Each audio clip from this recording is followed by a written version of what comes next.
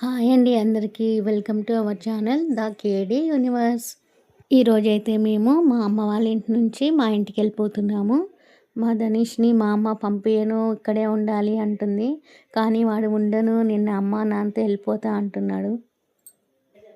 మా అమ్మ నన్ను ధనీష్ని పట్టుకొని చాలా ఎమోషనల్ ఫీల్ అయింది. 2 డేస్ ఉండి వెళ్ళిపోతున్నారు, ఇంకో 2 డేస్ ఉండండి అంటే మేము మాత్రం వెళ్తామని చెప్పి బయలుదేరిపోయాం.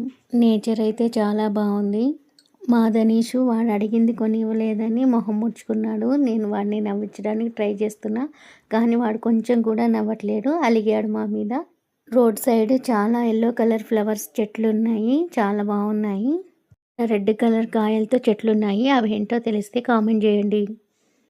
జగన్నాథపురం స్టార్టింగ్లో అమ్మవారి టెంపుల్ ఉంది. అమ్మవారు చాలా పవర్ఫుల్, వెళ్ళేటప్పుడు దండం పెట్టుకోండి అని అమ్మ చెప్పింది. అట్లే శివుడిని అమ్మవారిని దర్శించుకొని మళ్ళీ మేము అయితే స్టార్ట్ అయిపోయాము. అమ్మవారు అయితే చాలా బాగుంది. మా వారైతే నన్ను ఫొటోస్ తీస్తున్నారు. జగన్నాథపురం నుంచి పాల్వంచ వచ్చే రూట్ చాలా బాగుంది, నాకైతే చాలా నచ్చింది. అందుకే నేను ఫోన్తో వీడియో తీసుకున్నా. పాల్వంచ స్టార్టింగ్లో ఒక టెంపుల్, గుట్ట పైన టెంపుల్ కనిపించింది. అదేం టెంపులో నాకు అర్థం కాలేదు, ఎవరికైనా తెలిస్తే కామెంట్లో చెప్పండి. మా వారైతే వెంకటేశ్వర స్వామి టెంపుల్ అని అంటున్నారు.